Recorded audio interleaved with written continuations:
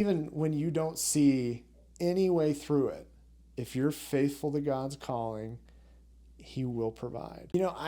I think of one of my all stars in this Hall of Fame is, we've already talked about Hideyoshi in San Diego, and talk about a family that took God's call on their family, moved from Japan to San Diego where they had no network.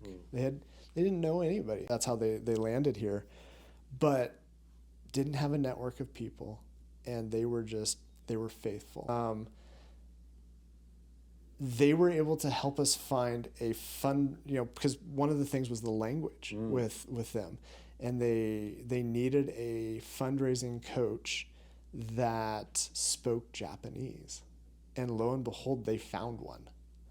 And it was a former, a guy who had done ministry in Japan, and he became their coach.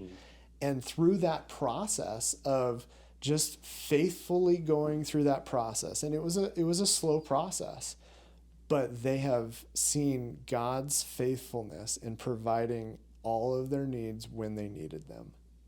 But the story of how they were faithful to just have conversations, share their story, share how God is calling them and what God's calling them to do there in San Diego is incredible.